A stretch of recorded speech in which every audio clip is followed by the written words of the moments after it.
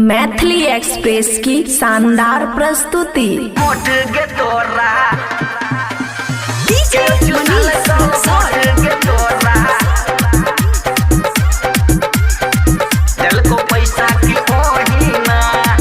खुशी recording studio बलुआहा।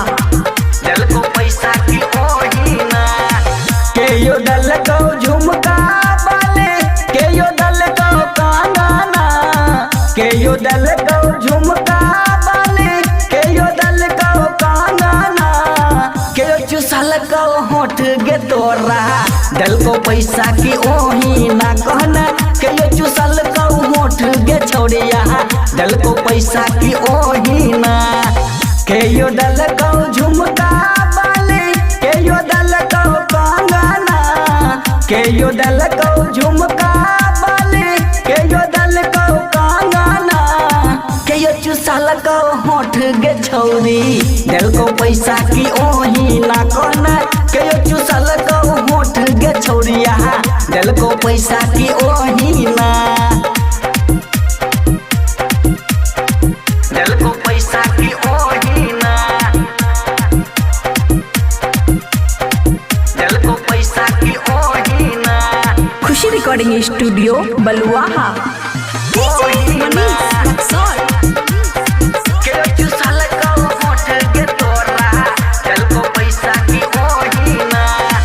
दिन पर दिन तहु सुखल जाए छे, ओने से मुहवा के झाँपै छे, सब दिन तहु सुने गे छौरी अपन जवानी चुसाबै छे, काल हो दूगो छौरा देखलियौ जाइत रहो आंगना, काल हो दूगो छौरा देखलियौ जाइत रहो आंगना,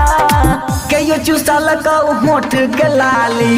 दल को पैसा की ओही ना कहना, केयो चुसल को होठ के लाली, दल को पैसा की ओही ना,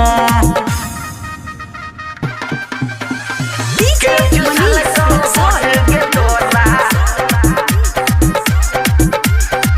दल को पैसा की ओही ना, खुशी रिकॉर्डिंग स्टूडियो बलुआहा। दल को पैसा की ओही ना,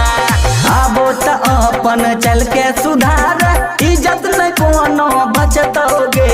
दिहल निशानी छौरा के तोरा छुपाल न छोरिया छुपतोगे,